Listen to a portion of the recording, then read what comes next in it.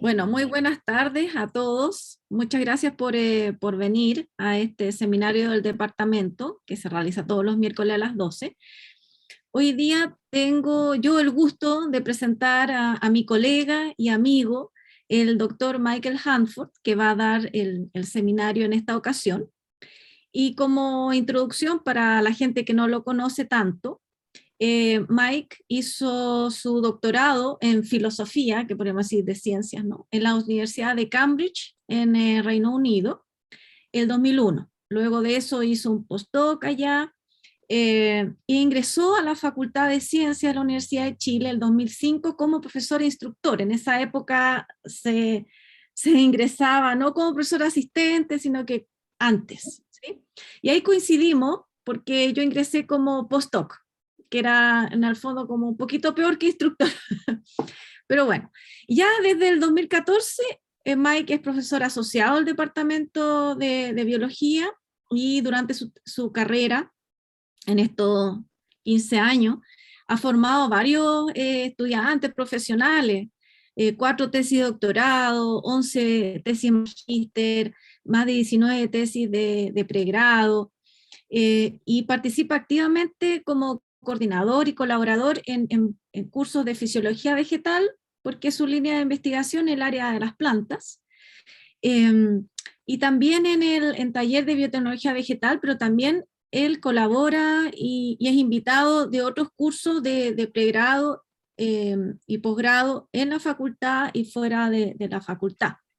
Y justamente en posgrado, ha sido coordinador y también colaborador de cursos, de programas, sobre todo de biotecnología molecular, donde también es miembro del comité desde su creación. De hecho, ha participado activamente en la implementación de este programa de doctorado y los procesos de acreditación continuos que ha sufrido el programa.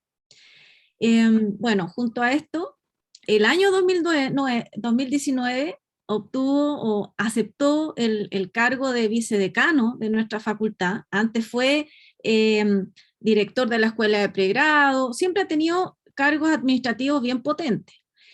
Y el desafío este de ser vicedecano le toma bastante tiempo administrativo, pero no le impide participar activamente en docencia e investigación. Y eso es algo que yo lo felicito, lo valoro y lo admiro por eso. Bueno, respecto a su línea de investigación, él siempre se ha centrado en estudiar algún proceso metabólico vegetal y últimamente se ha consolidado en estudiar el rol del ácido lipoico en la tolerancia al estrés abiótico en plantas y ha estado financiado siempre por proyectos Fondesit y últimamente también un proyecto Anillo, donde tengo el gusto de colaborar con él. Así que bueno, sin más, esa es un breve resumen de su historia, porque no quiero tomarme más tiempo de su charla.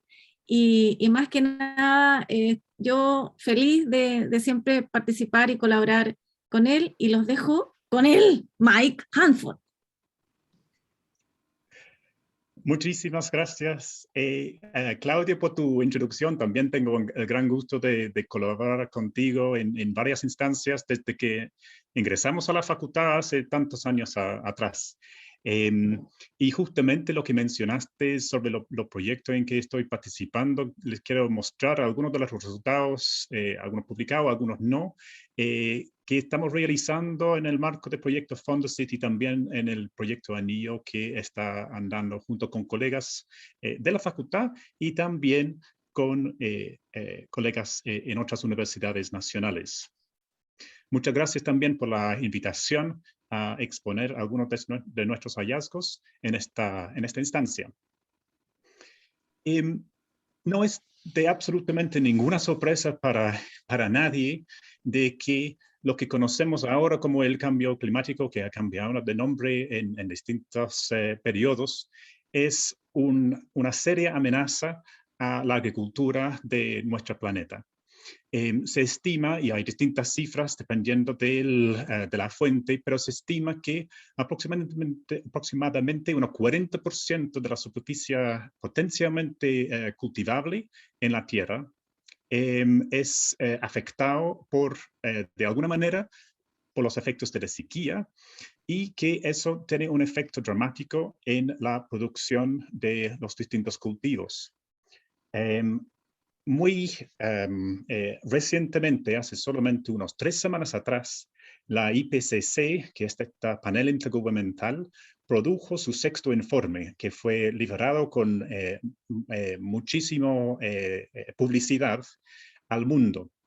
Les invito fuertemente a visitar ese enlace que está aquí, el Interactive Atlas, porque ahí se demuestra todos los distintos escenarios que podrían pasar debajo de distintas condiciones de, por ejemplo, un calentamiento de 1,5, un calentamiento de 2 grados, de 3 grados, de 4 grados, y qué efecto eso va a tener, por ejemplo, en las temperaturas máximas, la temperatura promedio y en las precipitaciones en el mundo. Esto es solamente uno de los escenarios, pero no hay ningún escenario que es un enfriamiento.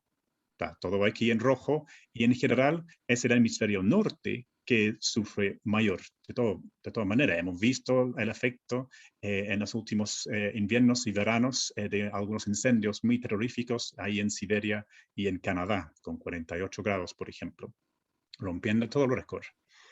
Por supuesto, esto también nos toca aquí localmente.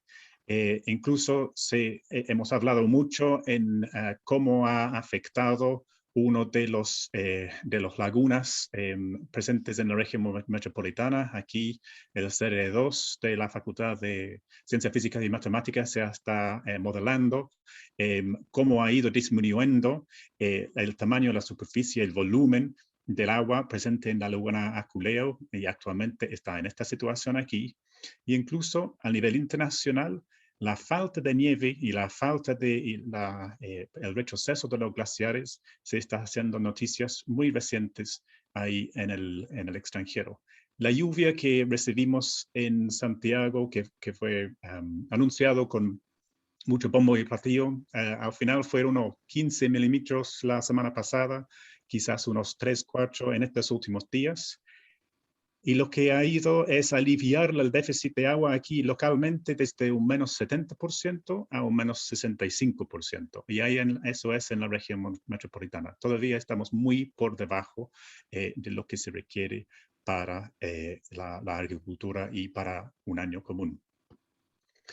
Además, eso es el informe del IPCC, pero hay muchos estudios locales que también han modelado qué podría pasar a un nivel más local debajo de distintos escenarios. Incluso colegas en la Facultad de Ciencias Agronómicas, el Manuel Paneque, por ejemplo, emitió un estudio hace muy poco donde indica que las temperaturas pueden subir entre un 2 y un 4 grados en los, esto es de aquí a unos 50 o 100 años, y eso causaría una reducción dramática en los niveles de precipitaciones entre la región de Atacama y la región de los ríos. Y por supuesto, eso afecta la gran mayoría de donde se está cultivando los distintos cultivos dentro del país.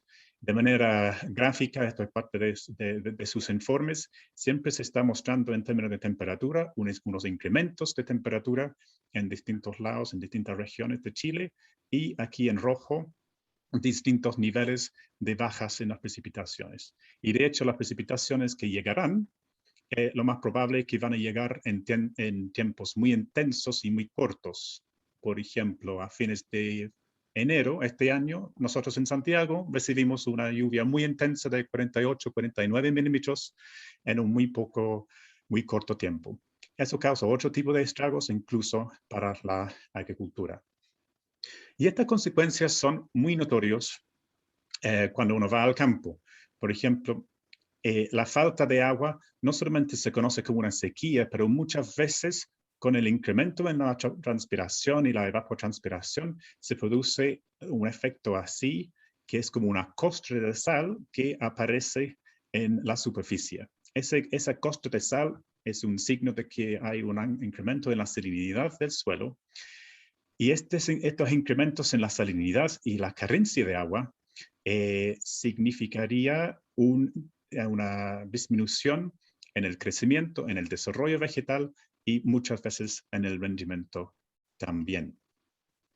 Por supuesto, las plantas no son indefensas, las plantas son capaces de reconocer estos distintos tipos de estrés y montar algunas respuestas contra ellos.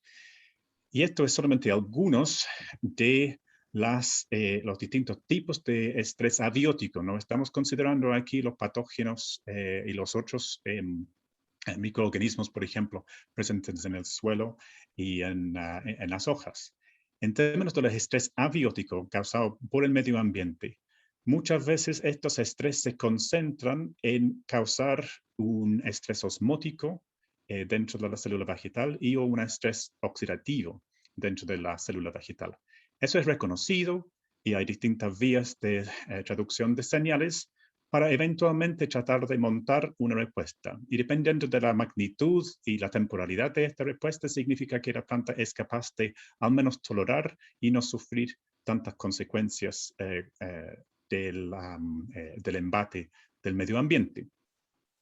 Estos tipos de mecanismos de respuesta toman muchos distintos sabores, dentro de los cuales se incluye la sobreproducción de distintos compuestos, por ejemplo, los antioxidantes, como forma de responder de manera no enzimática al estrés abiótico, porque justamente estos antioxidantes pueden ayudar a disminuir el estrés oxidativo que está sintiendo y sufriendo la planta. Dentro de las plantas hay una gran gama, una alta gama de distintos antioxidantes, muchos de los cuales nosotros conocemos y a veces se pueden tomar de forma de pastilla para tratar de incrementar nuestra propia respuesta a distintos tipos de estrés. Aquí, por ejemplo, distintas vitaminas, los carotenoides, los flavonoides, y lo que a mí me gustaría concentrar en este seminario es el ácido lipoico.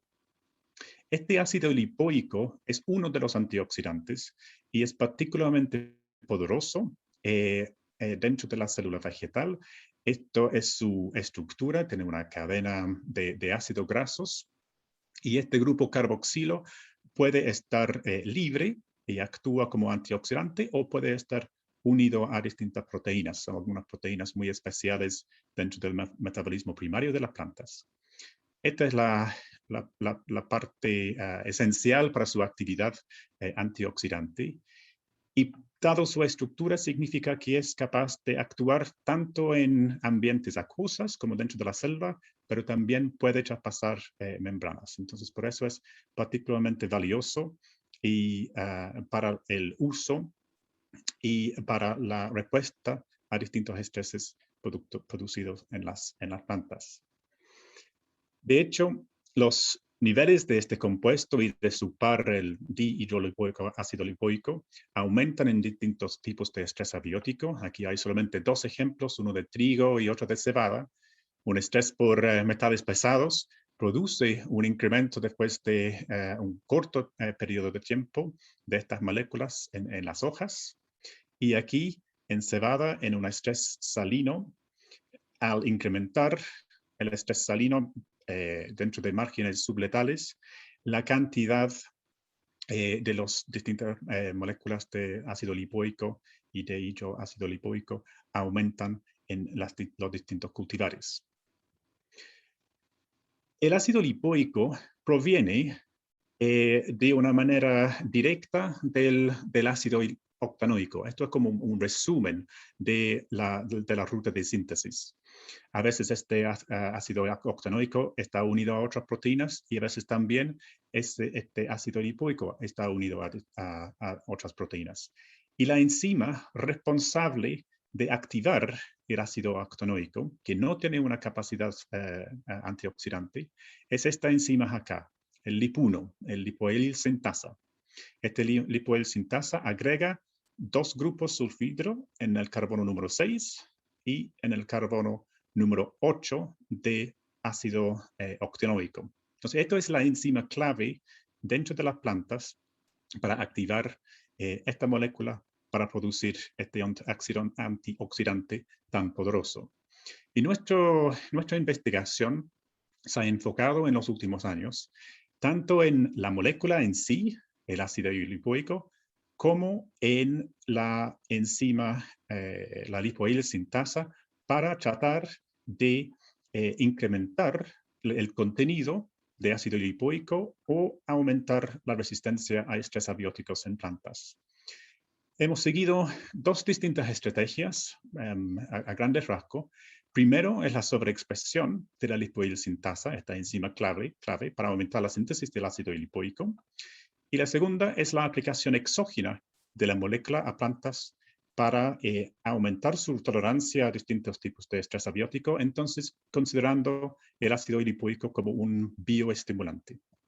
Voy a mencionar el progreso con ambas estrategias durante el transcurso de esta charla.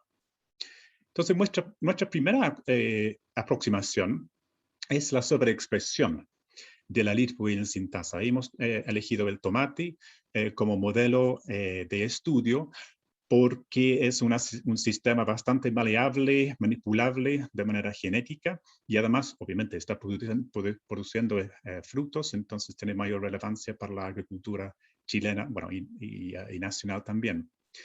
Y como primera estrategia que es típico en estudios vegetales es que se intenta sobreexpresar de una manera estable y fuerte una proteína o un gen en particular. Entonces eso es ocupando un promotor fuerte y constitutivo que se llama el 35S. Esto es simplemente cómo se ven los distintos vectores. Pero esto es un promotor muy fuerte para la planta, río arriba para gatillar la expresión de la lipoil sintasa y luego se transformaron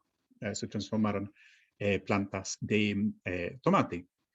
Esto es un típico esquema de la formación de potenciales transformantes, que es un proceso que típicamente debería durar unos 2, quizás 3 meses entre la transformación inicial de pedacitos de hojas y luego traspasarlo a través de distintos medios para eventualmente tener plantulitas creciendo en tierra, en un proceso que se llama aclimatación.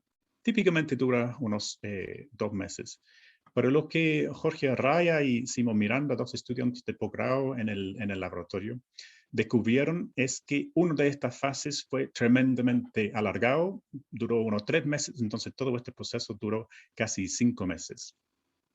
Eso nos dio una indicación de que quizás esta estrategia no era la mejor. Y luego miramos molecularmente y fenotípicamente los efectos de este constructo para las plantas en sí. Entonces aquí tenemos dos líneas después de 6 meses y después de 9 meses.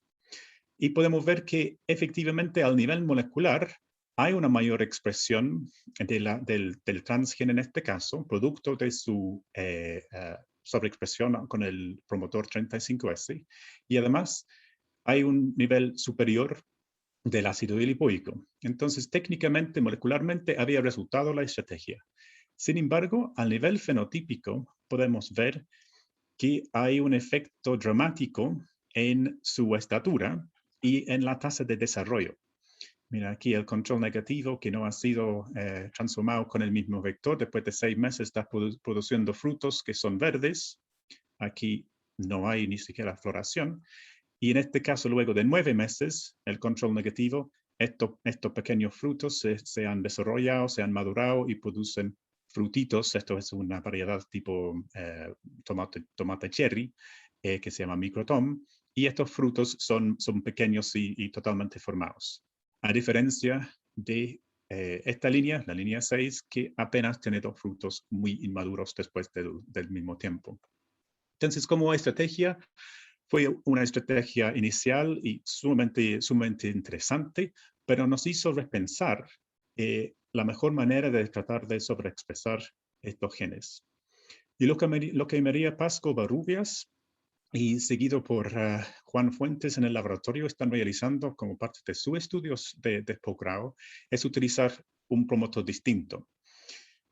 Este promotor se llama el promotor PG, que como pueden ver en este mapa de calor de expresión génica que está disponible públicamente, es muy activo, especialmente en frutos y especialmente en frutos que son maduras. O sea, hay una pequeña cantidad de expresión en frutos verdes, pero mucha expresión en frutos que son rojos. Porque justamente el gen que gatilla, que está arriba abajo del promotor PG, está involucrado con el ablandamiento de la pared celular, que lo hace más atractivo para los consumidores y también para los dispersadores de semillas. Entonces, este promotor PG, entonces, es altamente utilizado en la biología y fisiología vegetal como una manera de gatillar expresión específicamente en frutos. Aquí son algunos de los resultados de la María Paz, porque primero había que obtener las plantas, y ahí obtiene aquí varias distintas líneas, 31, 4 y 3, que tienen mayores niveles de expresión de la lipoil sintasa, específicamente en los frutos.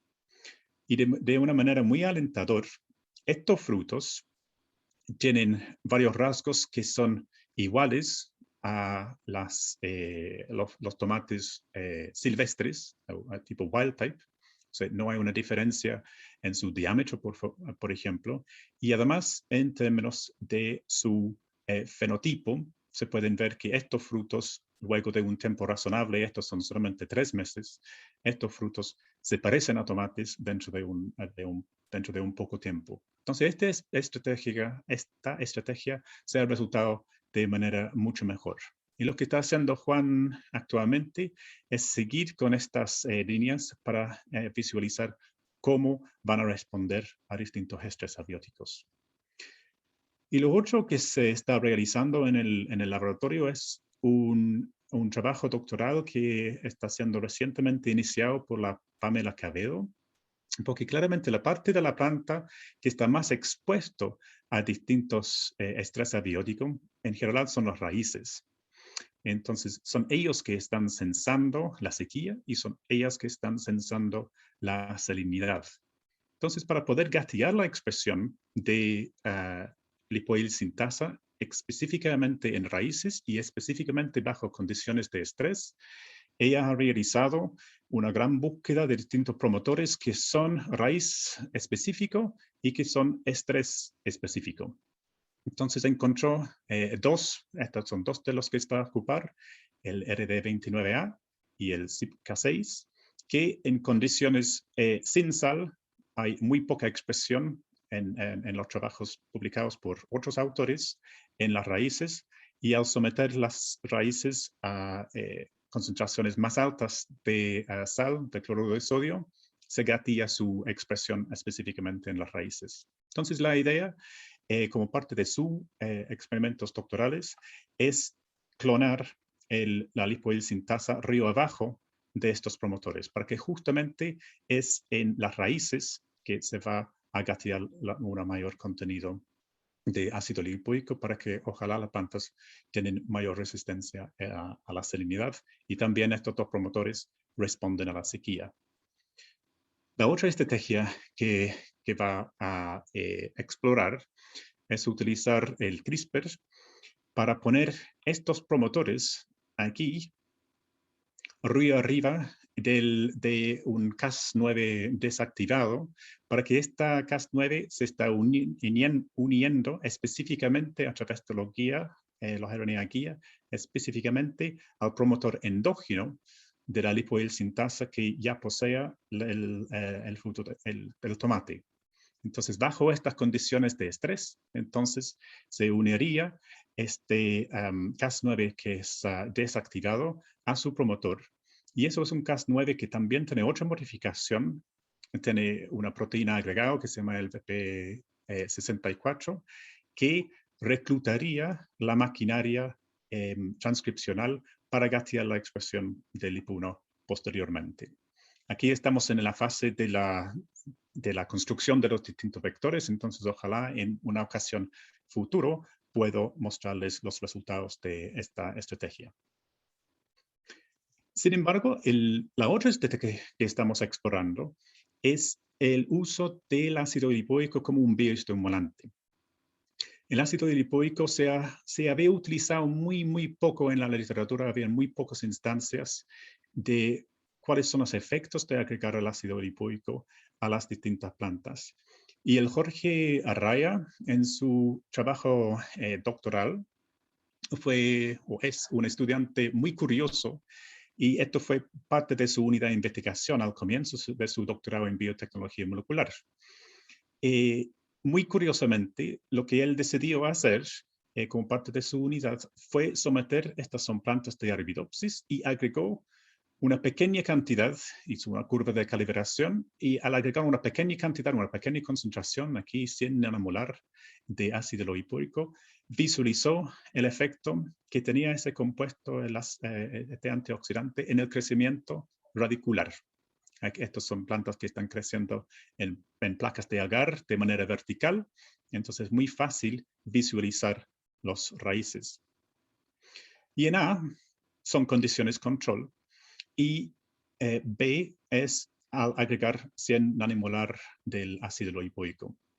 Lo que visualizó es que a estas concentraciones no hay un efecto en el largo de la raíz principal, pero que sí hay un aumento tanto en el largo de estas raíces laterales y también en el número o la densidad de las raíces laterales, que es esta medida acá. De hecho, había un tercio más del índice de raíces laterales, la densidad de raíces laterales en las condiciones tratados con 100 nanomolar.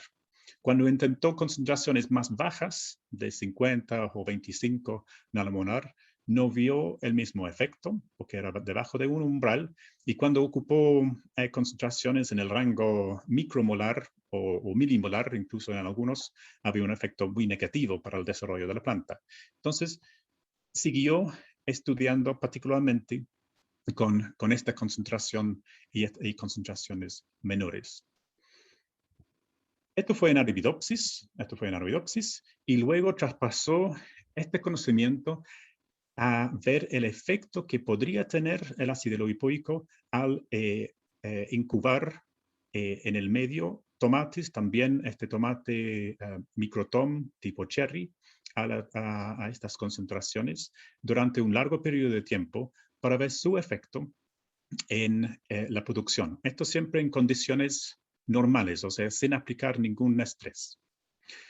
Y lo que él vio fue sumamente interesante. Él vio que al aplicar ácido lipoico en el medio de crecimiento, había en general un mayor número de frutos por planta, que estos frutos eran levemente más pesados, levemente más grandes que los controles, y todo eso significaba que la producción de planta, eso es el peso de los frutos por planta, era significativamente mayor al aplicar este antioxidante comparado con las plantas control. De hecho, era un 60% más, y estos resultados nos ayudó a realizar una solicitud de patente en INAPE, junto con muchos otros resultados también. Pero yo creo que lo más importante de esto es que nos dio pie a un siguiente proyecto, que es en colaboración con Claudia y con Lorena en el laboratorio, y también con 2 otros grupos nacionales. Y eso es un proyecto anillo que se llama PASA. Este proyecto que tiene por nombre el Plant Abiotic Stress for Sustainable Agriculture, tiene este propósito, que es justamente crear plantas o modificar plantas para aumentar su tolerancia a los efectos negativos del cambio climático, enfocando en la sequía y en la salinidad, ocupando específicamente el tomate y los kiwis. Basada claramente en los resultados previos que habíamos tenido nosotros más otros investigadores como parte del proyecto, y también nos permitía estrechar unos lazos con colegas en regiones, tanto en la región de Valparaíso como en la región de Tarapacá, en la Universidad Arturo Prat. Este tiene varios distintos objetivos, este proyecto, y Claudia, en su seminario el año pasado, como directora del proyecto, presentó el proyecto en sí. Lo que me gustaría mostrar aquí son algunos de los resultados que muy recientemente hemos logrado obtener, que es específicamente en el objetivo número 2, que es el uso de distintos tipos de bioestimulantes para proteger tomates contra el estrés abiótico, enfocando en la salinidad y en la sequía. Hay distintas formas de hacerlo y nosotros estamos utilizando distintas moléculas vegetales que voy a mencionar en un segundo, pero por supuesto hay otras maneras de mitigar los efectos negativos de la salinidad y la sequía, y eso está siendo realizado por nuestros colaboradores en el norte y en la región de Valparaíso. ¿Cuáles son los compuestos que se está aplicando? Bueno, pues por cierto, los resultados adelantados previos de Jorge nos ayudó a elegir el ácido lipoico. El fuerte interés de nuestro grupo de investigación de PASA con los carotenoides permitió elegir los carotenoides como otra de las moléculas que se está aplicando, producto de toda la investigación que realiza Claudia.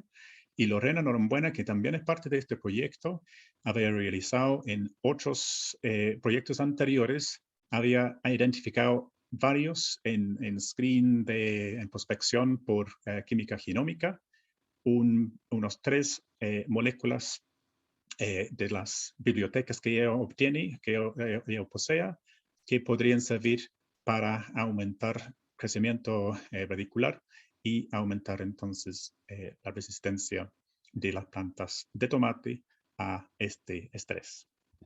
Entonces me gustaría mostrarles un par de los resultados que han obtenido el equipo en estos últimos meses. No ha sido fácil y agradezco mucho a la Francisca Parada, aquí la postdoc anterior del proyecto, y a Ninoska, que es la postdoc actual, en conjunto con Efraín, que están realizando todas estas mediciones en nuestra cámara de plantas.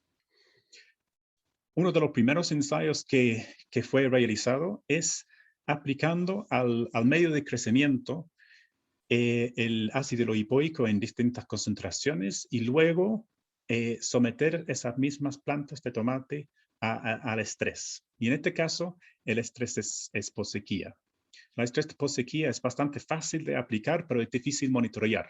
Es fácil de aplicar porque significa simplemente dejar de regar. Pero monitorear hay que tratar de asegurar que todas las plantas están sufriendo la misma gravedad de sequía al mismo tiempo. Entonces aquí tenemos las plantas de control y luego de varias semanas de un estrés por sequía, las plantas están empezando, aquí las plantas T, están empezando a demostrar algunas consecuencias de su estrés abiótico. Pero lo que encontró este equipo es que al someter las plantas a sequía, pero en conjunto con una aplicación de ácido lipoico, hay un incremento significativo en su nivel de clorofila, que es como un buen indicio que las plantas no están siendo afectados de tanta manera como antes, producto de la aplicación del ácido lipoico a una concentración muy menor en su medio de crecimiento. Entonces es un resultado muy positivo que estamos siguiendo. Otra cosa que estamos haciendo es mirando al nivel molecular qué está pasando en la planta. O sea, por qué la planta posee mayor contenido de clorofila y por eso se ha cosechado una gran cantidad de distintos tejidos para luego hacer un monitoreo al nivel transcripcional de los efectos en la planta.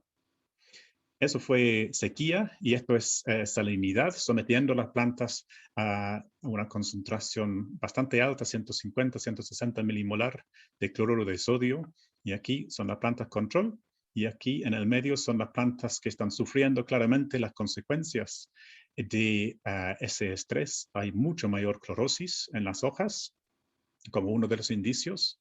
Y eso se puede visualizar aquí que hay un efecto protector del ácido lipoico al aplicarlo al medio de crecimiento. Sí, las plantas tienen algo de clorosis, pero es mucho menor que en estas plantas que no han sido tratadas con el ácido lipoico. Y eso se traduce en una tendencia hacia el incremento. Mucho más recientemente, en las últimas semanas, También se ha expandido el número de moléculas hacia los carotenoides y también estamos pudiendo ver tendencias positivas, que nos significa tener resultados muy alentadores para el futuro en términos del crecimiento de las plantas, en términos de su altura, al someter plantas a condiciones de salinidad o a sequía y luego al mismo tiempo aplicar carotenoides con una extracción simple de zanahoria en el crecimiento de estos tomates. Y por supuesto, estas plantas se va a seguir analizando durante mucho tiempo más. Este proyecto, tal como mencionó Claudia en su seminario hace unos meses atrás, también tiene un objetivo muy fuerte relacionado con la divulgación y por eso este nombre de fantasía que se llama Planta Conciencia ha significado poder crear distintas plataformas para difundir no solamente los resultados de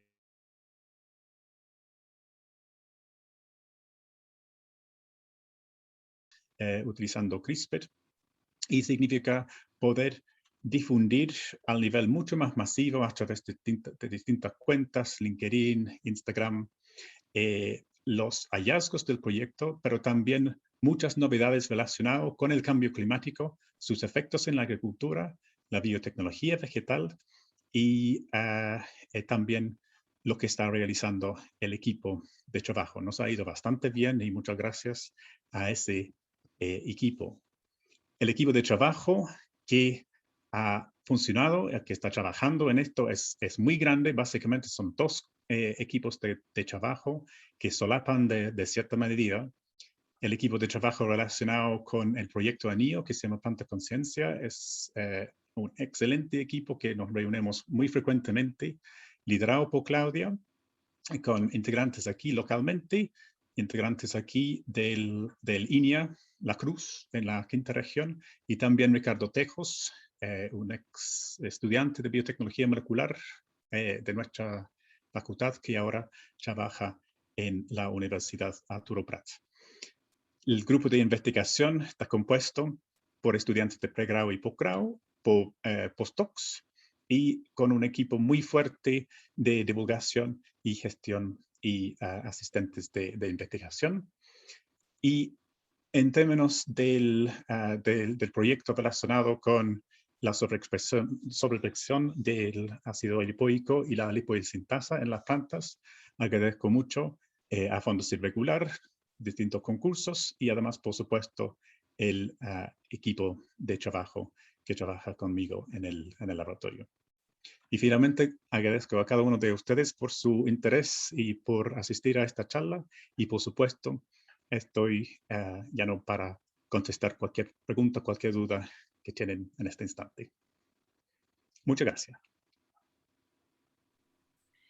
Gracias, Mike, por tu presentación, muy entretenida.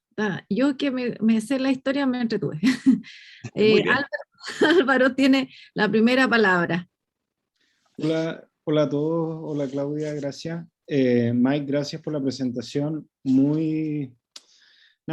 Es bueno ver qué trabajo se está haciendo en relación a aplicar la ciencia en el cambio climático y esta es una cuestión muy relevante, así que nada, agradecido de eso. Y te quería preguntar algo que se me ocurrió, tal vez lo tienen en mente, pero ¿han evaluado en generaciones posteriores el efecto de incrementar el ácido lipoico en la semilla o en los frutos? En definitiva, ver como efectos transgeneracionales asociados a incrementar el ácido lipoico en los frutos. Gracias. Lo que estamos haciendo, eso está un poco más avanzado en términos de la sobreexpresión, la primera estrategia. ¿Qué efecto tiene la sobreexpresión de ácido lipoico, la sobreexpresión de lipoidsintasa en los frutos? Lo que estamos viendo es que los frutos en general son un tamaño parecido, y las semillas podrían estar siendo afectados y no necesariamente positivamente. Entonces, por eso requiere mayor indagación, sobre todo como parte de la tesis de María Paz y de Juan. Estas aplicaciones Sin duda es algo que vamos a estar ocupando en el futuro, lo que tú mencionas, Álvaro, para mirar cuáles son los efectos a mucho más largo plazo. La idea, por supuesto, si esto tiene un fin agronómico ante agricultura, es que para un agricultor que va a aplicar un bioestimulante, que no tiene que agregarlo cada segundo o cada semana, porque eso es muchísimo trabajo y trae otras consecuencias. La idea es que ojalá el número de aplicaciones es lo menor posible. Y eso entonces capaz que es menos probable que habrá un efecto a largo plazo al nivel genético en la planta. Pero sin duda, lo que mencioné es que queremos mirar expresión génica y vamos a mirar expresión génica en esta generación que están siendo tratados hoy, pero también tenemos estas semillas y podemos ver cuáles son los efectos a largo plazo. Sí. Gracias. Gracias. Francisco. Sí, Mike, me sumo a las felicitaciones, digamos, por la presentación y realmente como dijo Álvaro, me place saber que de alguna forma en la facultad algo estamos haciendo con el tema del cambio climático, digamos, algo que me parece que es esencial y algún ajuste que tendríamos que haber hecho quizás mucho más tiempo, digamos. Mi pregunta era precisamente cuando estabas mostrando ahora los objetivos del proyecto, mencionaste que no ustedes, pero sus investigadores asociados, ¿cierto? Están trabajando en temas relacionados con bacterias que pueden ayudar en estos procesos, digamos. ¿Puedes mencionar algo, qué es lo que están haciendo en particular? Sé que no es de ustedes, porque mencionaste que eran los profesores asociados, digamos, al proyecto, imagino que sean Tejos o la gente de línea, digamos.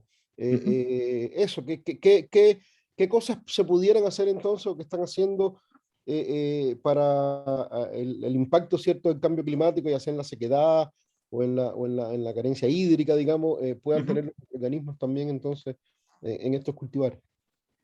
Sí, por supuesto, no lo mencioné en detalle, pero los colegas en línea y Ricardo en el norte tienen muchos resultados adelantados en esta línea. En el INIA La Cruz tienen un cepario antiguo de distintos cepas de Bacillus amyloliquefaciens. Y lo que han realizado es aplicar a Bacillus amyloliquefaciens a plantas de tomate de una cepa que es mucho más cultivar, que es mucho más comercializable, que se llama poncho negro.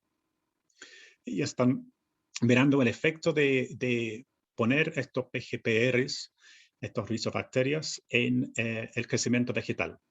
Lo que han visto es que hay un incremento en la estatura de las plantas, en el rendimiento de las plantas, que todo va en una línea muy positiva. Y además este cepario, que son Bacillus chilensis, son de Chile, están actuando de una manera mejor que Bacillus que son comercializables. Se utiliza Bacillus en distintas formulaciones. Hay una formulación que se llama Rizovac, que está siendo comercializado en Bélgica y lo ocupan en línea como control. Y ven que la cepa de Chile está actuando de una mejor manera que la cepa comercial. Y por otro lado, el Ricardo Tejos, como parte de su trabajo, ha realizado una prospección muy acotado en distintos salares en el norte.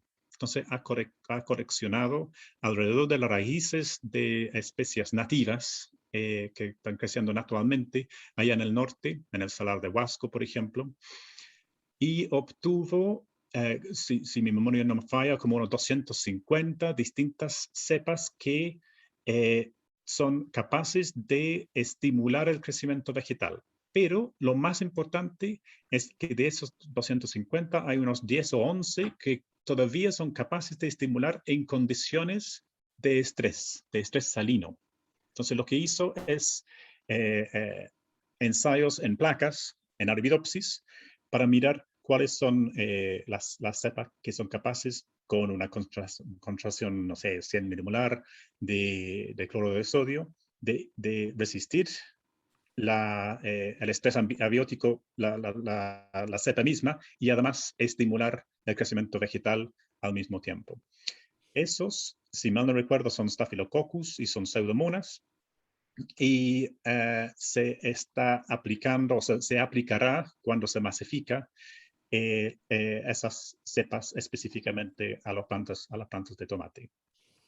Ya. Sí, no, me pareció muy bien la última parte, porque claro, lo primero es un poco más lo más clásico, ¿cierto? Estos promotores Sí. de crecimiento que siempre sean, pero incluso no sé si promover el crecimiento sea precisamente lo más, eh, eh, eh, una alternativa, digamos, que sea tan válida en estas condiciones, digamos, que puedan ser más estresantes, digamos, quizás otras alternativas sean, por eso lo otro, la segunda parte me pareció mucho más interesante, es decir, el que pueda promover este crecimiento en condiciones adversas, digamos, y eso yo creo que es lo que es diferente a la clásica búsqueda de PPP, de promotoras de crecimiento en condiciones normales. Yo creo que la gracia que el trabajo de ustedes precisamente es la sequedad, ¿cierto? Es condiciones difíciles, digamos.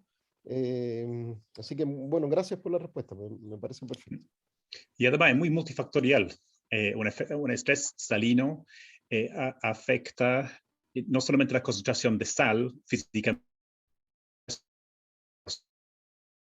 realmente puede hacer muchísimo daño a la célula vegetal. Entonces, la bacteria en sí tiene que ser resistentes a dicho estrés. Y en el norte, 150 milimolar es muy fácil de encontrar en los suelos nortinos, sobre todo en los salares. Gracias. Alexia, vale. Hola Mike, gracias por tu charla, Alexia. hola a todos. Hola. Mike, una pregunta más desde como tratando de vislumbrar la escalabilidad que puedas tener este tipo de bioestimulante. ¿Cómo se produce a gran escala un tipo de, no sé, ácido lipoico? ¿Lipoico? ¿Sí? Ya. ¿Cómo se puede producir a gran escala? ¿Cuáles son los costos asociados? ¿Es algo que se puede pensar que pueda utilizarse, digamos, en las condiciones actuales? Solamente para No, tener un orden de ignorancia sí, no, es en una este excelente preguntando. pregunta porque podría ser el mejor bioestimulante del mundo, pero si cuesta $100 por hectárea o $100 por metro cuadrado, no tiene ningún interés. Claro. No, de verdad, hemos hecho estudio como parte del estudio de patentabilidad. Hicimos el estudio relacionado con qué costo esto sería para un agricultor aplicarlo por metro cuadrado o por hectárea. Y el ácido lipoico en sí es una molécula bastante barata. O sea, al comprarlo de manera comercial en Merco, en Sigma, es bastante barata. Y a 200 o 100 nanomolar es casi homeopatía, es muy baja la concentración. Y hicimos el análisis de costos y no es mayor, y eso es utilizando una preparación que es comercial. No sé, si nosotros compramos de Sigma y después aplicarlo al agua de riego, por ejemplo. Hay formas de aislarlo desde plantas y de otros tejidos también, pero no necesariamente va a ser suficientemente económico o suficientemente puro para que sea más fiable que simplemente comprarlo de una manera comercial. Pero sí, la escalabilidad es crucial para su Claro. uso. Y otra pregunta, ya que este bioestimulante obviamente está pensado o diseñado para ser potencialmente utilizado en zonas de sequía y alta salinidad, también han evaluado la posibilidad de expandir en el fondo el cultivo de algunas plantas hacia otras zonas que anteriormente quizás no eran tan favorables para que crecieran los tomates, pero ahora con este bioestimulante puede haber otros sectores geográficos que se pudiesen comenzar a explotar. Sí, excelente también. Nosotros tuvimos la fortuna de escuchar una persona que no recuerdo en este instante cómo se llama, pero es del Siren, que dio una charla relacionada con los efectos de corto plazo, mediano y largo plazo del cambio climático. Y estrategia de corto y mediano plazo es el mejoramiento genético vegetal o la aplicación de bioestimulantes. Pero a largo plazo es la adaptabilidad, y eso es básicamente cambiar de región. Lo que antes se crecía en tal región, ahora se tiene que crecer en otra región, que es exactamente lo que tú apuntas en tu pregunta. Eso trae otras consecuencias, porque regiones que antes eran ricas en el cultivo de manzanas o de pinos, por ejemplo, más al sur, en la sexta, octava región, se proyecta que en 10, 20, 50 años más van a ser más secos, van a ser potencialmente más salinos también, y significaría una migración de lo que conocemos aquí cerca de Santiago, Parrones, por ejemplo, van a migrar hacia el sur. Por eso, no necesariamente como parte de este proyecto, pero sin duda las proyecciones de este proyecto es ver el efecto de estos bioestimulantes en distintas especies y también en distintos suelos, porque la concentración y la composición del suelo local, no sé, alrededor de Los Ángeles, es diferente que el suelo aquí en la región metropolitana o ahí en el Valle del Elqui. Entonces, pero sin duda son efectos más escalables como consecuencias de la investigación en progreso. Gracias, Mike. Gracias. Gracias, Verónica. Muchas gracias, Michael, por el seminario muy interesante, entretenido. Me sumo a las felicitaciones de los demás colegas. Una consulta en relación a potenciales efectos producto de la bioacumulación de este ácido lipoico para su consumo finalmente, más bien de los vegetales, ¿no? Tratados de parte de los humanos. ¿Qué hay de ello? Tengo entendido que es un potente antioxidante, de hecho se vende y se consume, pero también he escuchado de efectos, digamos, adversos a ciertas dosis, inclusive, bueno, como siempre aparece la palabra cáncer y otros, ¿no? Entonces, ¿qué han analizado a ese respecto? Mira, relacionado con eso, las pastillas o los comprimidos que uno podría tomar eventualmente, casi siempre son dosis que son varios órdenes de magnitud más que lo que uno podría consumir en una situación normal. O sea, consumir un tomate sería, yo creo que unos 3 o 4 órdenes de magnitud menos concentración de ácido lipoico comparado con las pastillas que uno podría comprar en la farmacia como parte de su dieta de suplementación. Hay ensayos utilizando positivamente el ácido lipoico en el tratamiento de distintas enfermedades neurodegenerativas, en cáncer positivamente y en diabetes. Pero de todas maneras, esto es una molécula a estas concentraciones, a 200 nanomolar, que si se bioacumula, no va a ser más de un orden de magnitud más. Entonces estamos hablando de ¿cuánto? 2 micromolar, que no es un efecto que va a tener negativamente en las personas en el momento de su consumo. Ya. De todas maneras, es algo que vamos a tener que estudiar. Y lo mismo con las carotenoides y con los otros compuestos también. Claro, yo apuntaba a la bioacumulación, por supuesto, si es que esto se escala finalmente y no solamente es el tomate, sino que termina siendo un tratamiento en general para mejorar entonces los cultivos de los vegetales acá en Chile, que terminaríamos consumiendo dosis más altas. Pero gracias, Maite. Sí, todo parte de lo que viene.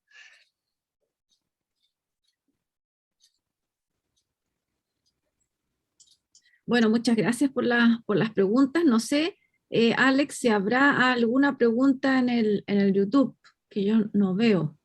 Voy a mirar. No hay preguntas por YouTube. Ya. Mientras tanto, entonces puse en el chat recién este atlas interactivo del IPCC.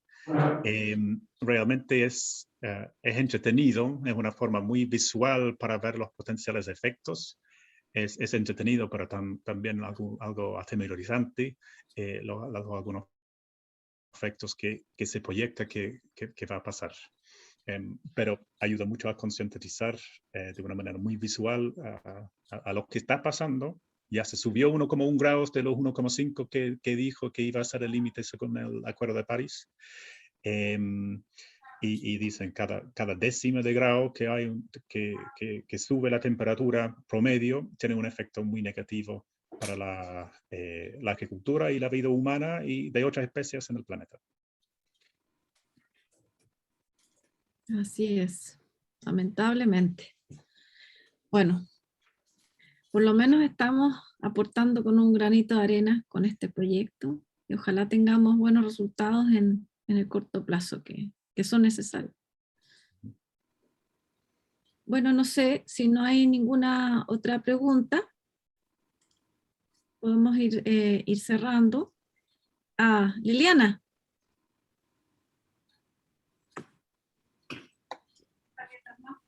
Claudia. ¿Tienes tu micrófono inactivado, Liliana, si querías comentar algo? Yeah.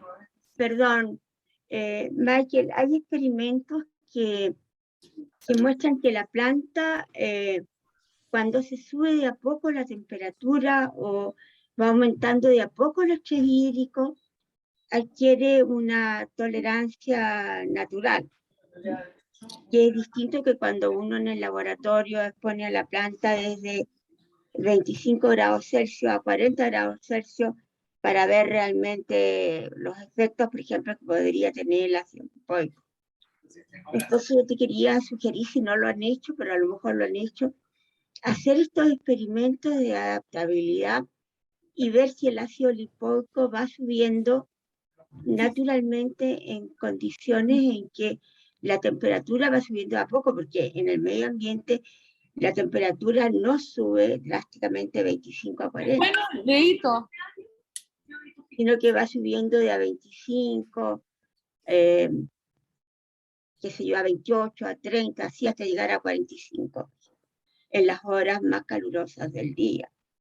Entonces, no sé si han hecho esos experimentos y ver si el ácido lipoico también va aumentando naturalmente en esas condiciones. Es una excelente acotación, Liliana. Y estoy recordando tus experimentos con el aloe vera, cambiando Sí. la capacidad de campo de un cuarto, Sí. la mitad y un tres cuartos. Claro. De todas maneras, es algo que en algunos casos es posible que nosotros realizamos en el laboratorio. Por ejemplo, una sequía controlada o agregando distintos compuestos que ayudan a simular el estrés post sequía, como el polietilenglicol, que es algo que sí podemos hacer. Y lo mismo con la sal. Tenemos algunos ensayos con 100 milimolar, con 80 milimolar, con 160 milimolar, con 200 milimolar de sal, como parte de toda la optimización de los ensayos. Y cuando tenemos el ensayo totalmente optimizado, sin duda vamos a estar haciendo lo que tú propones ahí en tu pregunta. Gracias. A ver cómo va aumentando el ácido lipoico. Sí. Bueno, gracias Michael, me encantó tu seminario, muy lindo. Gracias Liliana. Y qué bueno verte. Sí. ¿Puedo decir algo, Claudia? Sí, chiquitito. Sí.